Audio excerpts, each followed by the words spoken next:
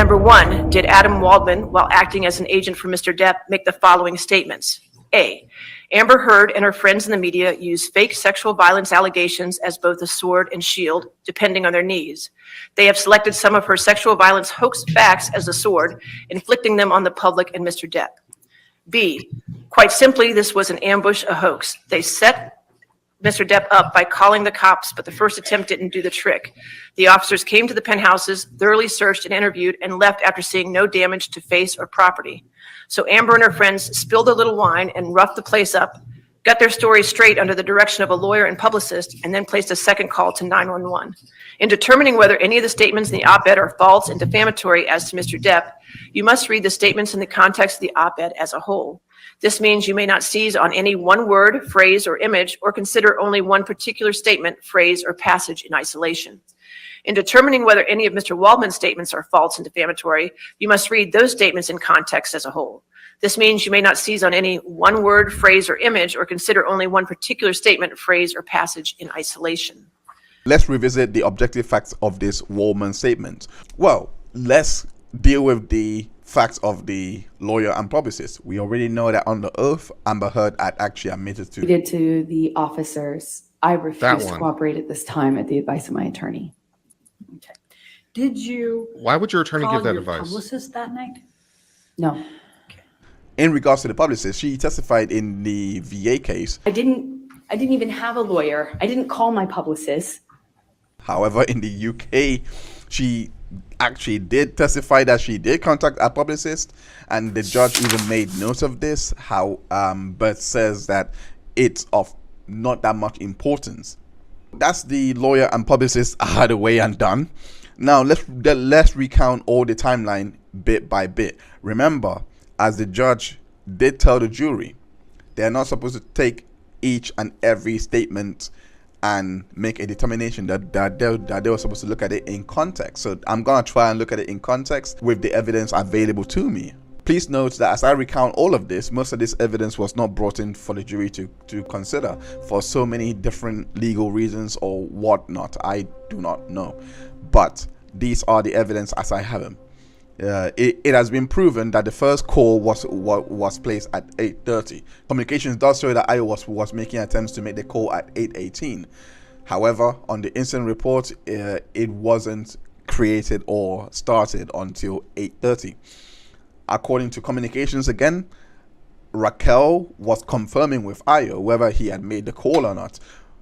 It's objectively true that Ayo was the one that made the call. As you can see, the name is given and is highlighted, but the call that was played for you, that was not specified who the call was. On top of that, they described assault, domestic dispute, etc. That's what it is noted on this particular call.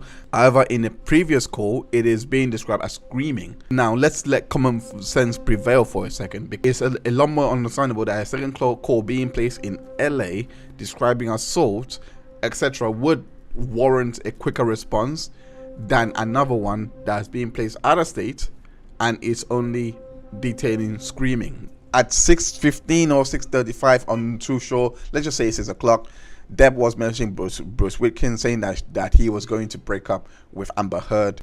They arrived, they went up to the apartment and they were communicating with each other. This is Amber Heard and Johnny Depp, because of course their security guards were outside. The conversation takes a different turn because, as Amber Heard testified, they were talking about poop and all of that.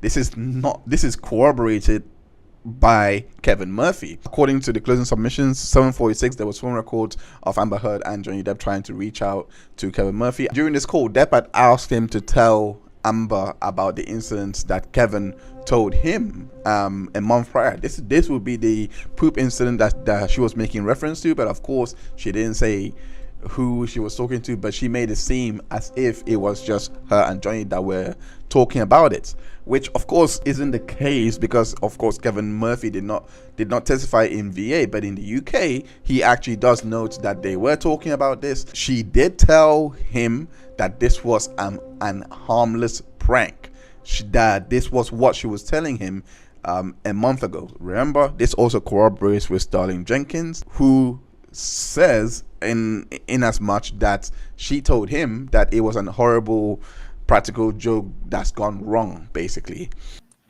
What did Miss Heard say about the defecation in Mr. Depp's bed? A horrible practical joke gone wrong. This was the conversation that was transpired on the phone. I don't know the duration of the call. Likely after the call was finished at 8 o'clock, Kevin Murphy messages Sean Bett, to which Sean Bett actually says that Jay is calling you on his phone. So a call between Joey Judge and Kevin Murphy may have taken place. At this point, we will never know because Joey Judge is unfortunately deceased. 8:02, Amber Heard messages Kevin Murphy to say, "I'm shocked. What have I ever done to you, etc. How could you say that?" What could have been said? Well, what was most likely in his witness statement. 8:04, she goes on to say, "I never expected such a thing from you. I never told you I had anything to do with it. I never said anything like that to you.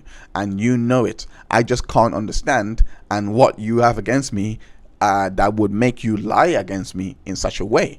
I don't understand, Kevin. I really, really don't." I may have added the extra "really" for emphasis, but that's what she said. Around the same time, two messages were sent to Savannah Macmillan saying that she should call her ASAP. Then messages Raquel, "Can you come over?" And this was at 8:06. Amber then messages Ayo saying, "Could you please call me?" This was at 8:08. The timings is very important because Depp is recorded to have left the apartment at 8:28 p.m. I believe. He took the pictures in regards to her face at 8:23. Raquel messages back at 8:10 saying now. At 8:11 the phone call was placed and the duration of the phone call was for 3 minutes and 28 seconds. At this point is all what Ayo has said that would give you a description of what went on.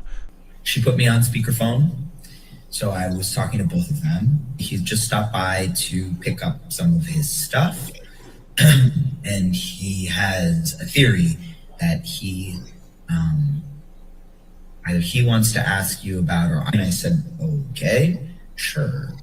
And hello, Johnny," like, you know. And I think it was he said or she said, Johnny thinks that you and I together defecated on his pillow. I think the words were... It never ends. Oh, Jesus. Poopgate forever. Return of the turd. This is a great witness to use. More poop.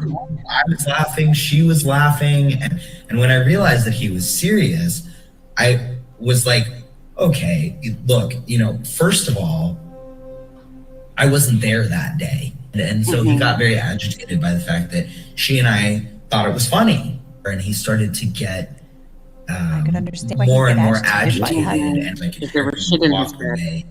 Yeah. The phone. He came clomping back down the stairs. I heard like a noise, and then the phone dropped. And he said to her, "Oh, you think I hit you? You think I hit you? What if I peel your hair back?"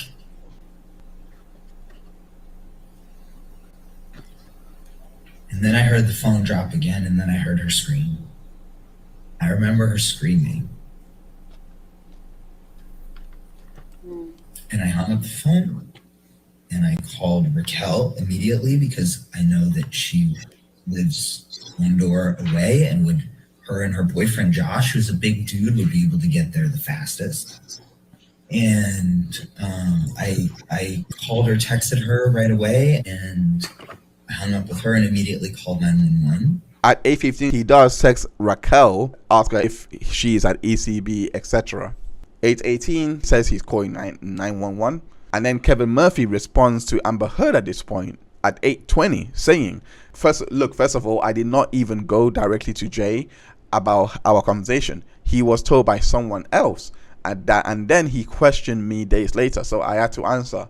I had no knowledge of any of yours and Jay's conversations about the incident, so it doesn't even make sense for me to just make something up. Furthermore, at the time, I didn't even think it was a big deal, that it was being described as a prank. If I was going to fabricate something, it would certainly be better than that. I merely answered his questions without any malice or intention of hurting you or him, for that matter. At this point, it must be established that the person that he found out from was likely Hilda Vargas or Starling Jenkins, but it's not really documented here who, but it is objectively documented that Starling Jenkins found out from Amber Heard. However, the origin of the feces story, etc., was shared in pictorial form from Hilda to Kevin Murphy, the estate manager. They basically called her to just ask, how the cleaning is going, etc. And that's when she divulged onto Kevin about what had happened. This is the genesis around the incident, which gives you a much better idea of what they were talking about on the phone. How it disrupted to what Amber was describing was most likely, and I don't have any other thing to go by outside of Ayo's testimony. We didn't get to hear Kevin's testimony because he wasn't a witness at the US case, but based on Ayo's testimony, it seems like what had set it off was what Depp was planning to do. Most likely after the phone call, he said, "Nah, I'm done with this," and then Amber Heard loses it and then does what she does whenever she's hurt or does anything and lash out violently. How do I know this? Because she texts both her mother and her dad saying it took 20 minutes, he was crazy, I didn't even tell, more or less raise a finger to him. Based on this, it suggests that she did raise a finger, but she's minimizing that action. I'm just looking at it because there's no need for you to mention his size. She also did say to both her parents, saying, "I called him again and I was ready to talk. He was effed up and delusional, claiming some ridiculous ish. I had no clue or no art to make sense of it. Then he started hitting me with the phone and threw me down and hit me in the head. Then that's when Rocky and then Josh rushed in. Came right after his split. That's all you need to know. If you text him or involve yourselves anymore in this, in his life, I will never speak to you guys again." That either you understand that and respect that or you don't. But if you go against my wishes one more time, I will never speak to you again. So that's what she said there. And it is very clear here that those sequence of events, Rocky rushing in, then Josh rushing in, then the police, it does line up to what we had already established, because he was the one that took them to Penthouse 1, and then the police arrived at 9:04. But this is the key part, and the reason why I believe that it did not happen the way she's claiming is because she messages Erin Borum, to which she says to Erin Borum, says, "It's okay, he was completely delusional, crazy, hit me in the face several times while on the phone to Ayo." She called the cops, which is Ayo was a she at the time. Restraining order will be filled in the AM. Cops just left. Long after he did, of course. Rocky and Josh was here too. It was horrible. So she says this to Erin Borum, but the most important part that she doesn't say to Erin Borum was the fact that he threw a phone in his face. But that's not the only part. The other part is Johnny Depp's side, which was on his text messages in the records here. It says Johnny Depp messages Amber Heard, Raquel, and Josh, most likely in a group text, saying that was it, the last encounter ever. You were already ready to strike. Why did I even come there in the first place? To be yelled at by you? I am an idiot. Penthouse 5 is Rocky's studio. You are shameless. I tried to make it work and you just turned more and more into a spoiled brat. All you wanted was to make me effing miserable. While I'm finally here. I will never be able to understand how I fell in love with you. You're not her. I loved you more than anything. I did everything that I could, but you never effing loved me. I was merely convenient for you. I hope our divorce goes as quickly and as possible, and that is as painless as possible. So sorry you were as unhappy with me as you were. Obviously, the purity of whatever was has been gone for a long time. I will miss the moments of beauty and truth. Goodbye, Amber. What the F was I thinking? I wish you all merit. The former him. A message was sent from Amber Heard to Kevin Murphy. So what we have here is the actual text from Mr. Murphy, and you'll have to take our word for it that these screenshots were taken in the Central Time Zone. Yep. And you'll confirm that. see in the image on the right, there's a timestamp that says 11:01 p.m. And that converted to Pacific Standard Time is 9:01 p.m.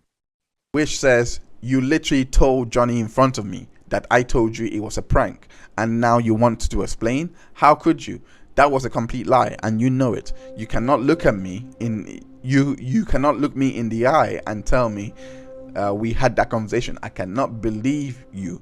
What did I ever do? The first police officers were summoned at 8:46. Judge Drew went down to give Depp's phone to Jerry Judge. At 8:57, the officers came into the Eastern Columbia building. Josh returns back to the apartment at 8:01. As we have established, the text message was received by Amber Heard, was sent by Amber Heard to Kevin Murphy at 8:03. The police officers, they walked through the apartment, they looked everywhere, did not see damages, wine spill, anything. They did not see any of that, and they met up and spoke with Amber Heard, Josh, etc., which we have already gone through. They left their business card at 9:19 according to the picture and data. Then they left the premises at 8:24. In all that time, Isaac Baruch came into the ECB at 9:30, as he testified to. At 9:30, what had happened was he came in and saw a fresh bottle of wine on the walls, on the floor, etc. He thought someone was hammered. He saw broken glass, etc. He thought someone was hammered. This is very key here, because he did not. The broken glass, that's inconsistent with what Amber Heard and the pictures, etc., like of Amber's evidence, not the police. Amber's evidence, because Amber never testified to there being broken glass, etc. in the hallway. I've never heard that testimony. Believe me, I've really looked into this. I've never heard that testimony. It's always been the penthouse 5 was damaged, penthouse 3 that there was damage in penthouse 3. That's all. That's what she was alleging. But for Isaac to see the broken glass on the hallway is very strange, because again, he's not in the penthouses, it's not anywhere. But again, this detail was not picked up by Josh to even tell in the interpretation, was not picked up by Raquel, was not picked up by Amber at all. Like, so I don't know at this point. But he sees all this at 9:30, and it was fresh, etc. Josh didn't divulge what it was, and they went off. The second set of officers arrived at 10:26. Isaac Baruch and his friends went out with the pizza box that they had, most likely to dispose of it. They went out at 10:30, around that time, saw each other off, blah blah, says bye, goes back to his apartment. 10:35, officers left. At 10:35 roughly, they intersect and they left. All of this, it was recorded in Josh Drew's email the very next day, that basically details that no damage, by the way. It doesn't detail that there was even any property damage. It doesn't detail that there was any of this. And on top of all of that, as Camille pointed out, one of the pictures was the same. Okay. And do you see that you testify that Defendant's Exhibit 512, which is on the screen, Yes, is a picture of the downstairs of the main apartment? that's correct. Yeah. You've seen this photograph as well, right? I have. Side by On the side. third day of your direct testimony, you testified that this photograph reflected spilled wine in Penthouse 5 on May 21st, 2016, didn't you? Again, I don't know, because I'm looking at a partial picture of a floor. So unless you remove the metadata you've covered up, we could then tell. If you I didn't cover it up, Your Honor. Could we unredact Your Honor them did. so we could get context? And Defendant's Exhibit 512 and 725 seem to be different versions of the same picture, don't they? That's correct. So which is it? Which one was taken on December 15th, 2015, or May 21st, 2016? If you remove the redacted metadata, you can find out. It's right there. Or if you're telling the truth, you would know. Forget the same pictures for our face, that's fine. Well, it's not fine. Pictures are visually different on the black and white. What is going on? Mr. Baruch, can you describe for the jury the events of the next day, May 22nd, 2016? Yes. It's my birthday. May 22nd is my birthday. Aw. Now he's looking Wake at the up. jury. Happy birthday. I end up texting. So it was around noon time. Amber turns to me and she says, Johnny came by last night. He got violent. So I'm changing the locks on 1, 3, and 5. There's lights in the hallway, but we're standing in an open doorway that the wall is all windows. Sunlight's coming through, and you could operate in this A lot of light. There's that You could much light. see everything. Did you notice any marks on her face when you were speaking with her? No, Ooh. Did you see No any marks on her bruises? face. no, Did you see any redness? no, Did you notice any swelling? no, No. Did it look like Ms. Heard was wearing any makeup? no. Had you seen her wearing makeup before? Yeah. And you had seen her not wearing makeup before? Yeah, I've seen, like I said, with the face mask, doing a face mask, no makeup, hanging around, waking up in the morning, no with makeup, glammed out to go out. And it's 3.5 years of seeing her in different forms. Johnny and saying, "Hey, I'm gonna be in town," because he's not staying at the Eastern Columbia building. And what happened after you had that conversation with Mr. Drew? We left the apartment and we go walking back towards Penthouse 1. And as I'm walking back, I say to Amber, as I'm walking up, "He hit you?" And she goes, "Yeah, he threw a phone at me and hit me." And I'm looking, because I had just seen her 2 feet away, and I'm going, "Where?" And she puts her head out. She puts her face out like that for me to look at her, the right side of her face. And I'm looking, but at that point also, I'm looking and I turn around, get on the other side. We're in the doorway. So I'm on this side with the light shining this way from the doorway with the lights above, but the sunshine. And she's got her face out like this, looking, to show me. And I'm looking and I inspect her face. I'm looking at her forehead. I'm looking at the side of her eye. I'm looking at her cheek. I'm looking at her chin. I'm looking at the other side of the face. I'm looking at the whole thing. And I don't see anything. I don't see anything I don't see a cut, a bruise, swelling, redness. It's just Amber's face that she's going like this and showing me. So I'm not seeing anything. I back up and I'm making a joke. I make a joke going, "Well, I don't see anything, but maybe all the beauty from one side of your face to the other side of the face is outshining everything." Let's start with the makeup. Okay. Okay. You're aware that Ms. Heard has both modeled and been an actor and had been for many years before you met her, correct? I knew she acted. I didn't know she was a model. Okay. Were you aware that she had a commercial agreement with L'Oreal, for example? When, now or back then? What's your knowledge?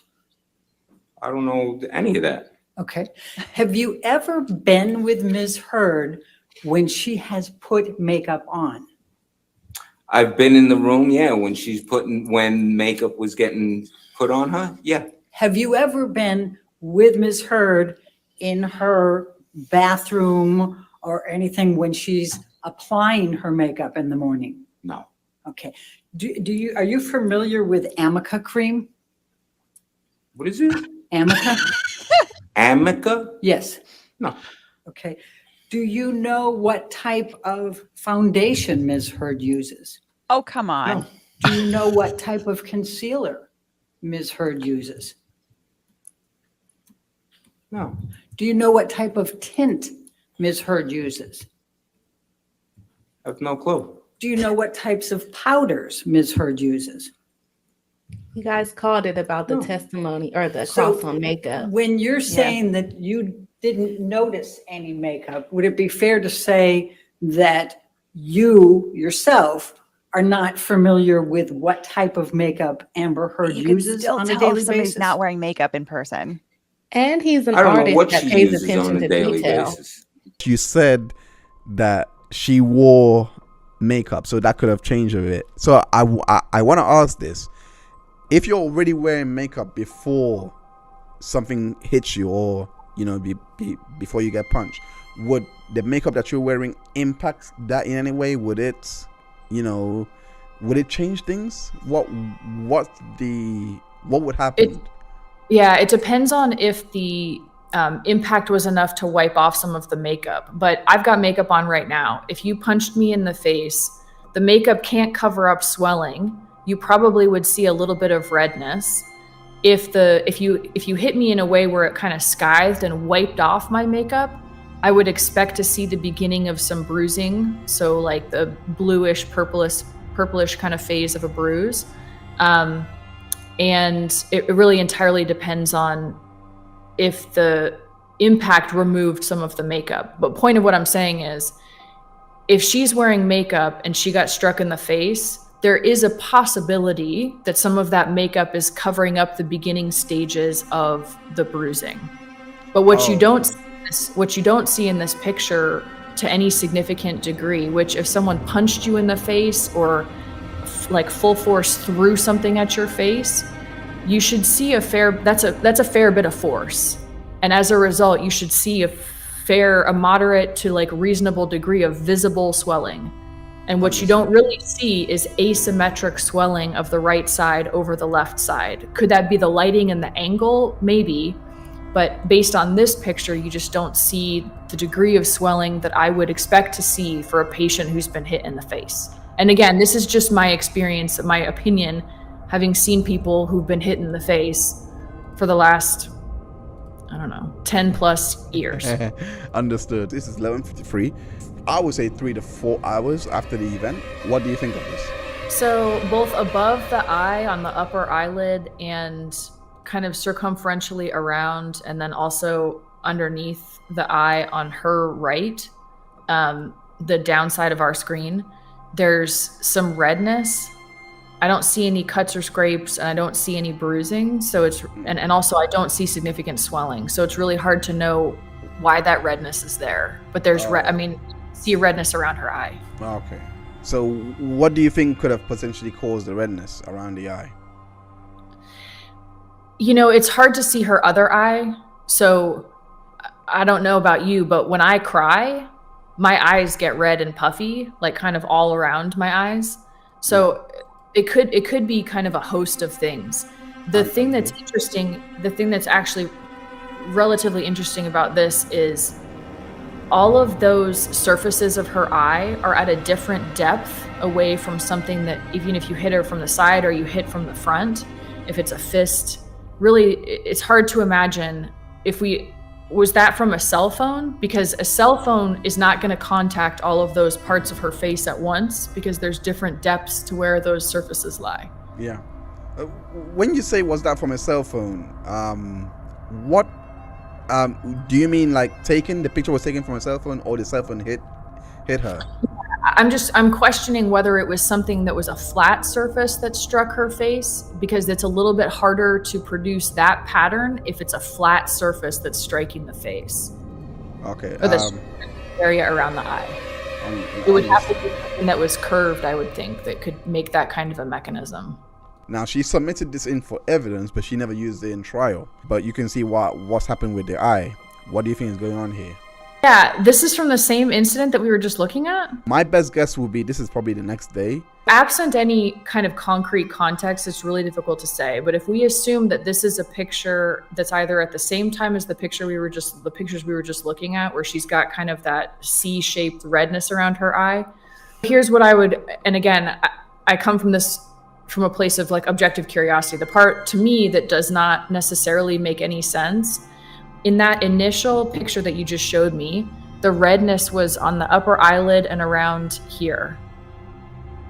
By gravity and also common sense, how do you get redness now up above the eyebrow from the same mechanism.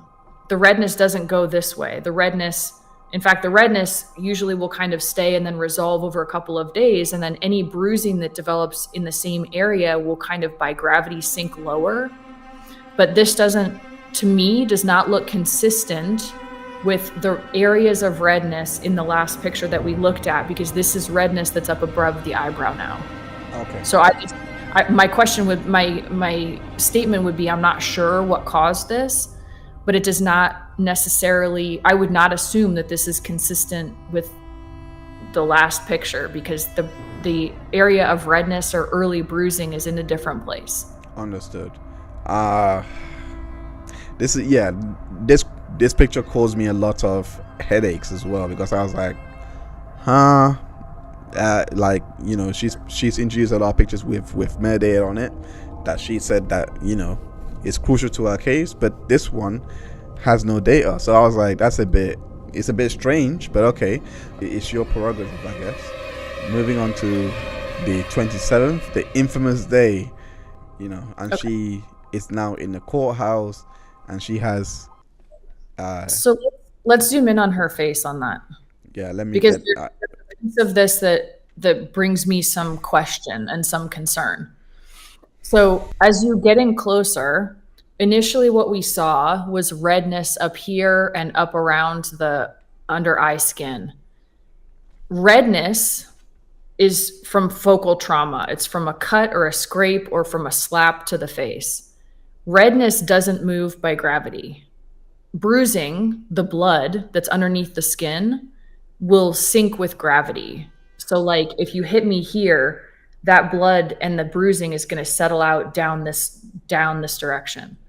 So what I would question, what brings me pause, is why is there now focal redness right on the kind of the middle part of her cheekbone on the right, when before it was all up here, but you don't see anything up here anymore. You just see this. And that to me is very small. It's very focal and is more consistent. Well, let's just say this. That's less consistent with what I would expect to see in somebody who's taken either a flat or a rounded surface to the face.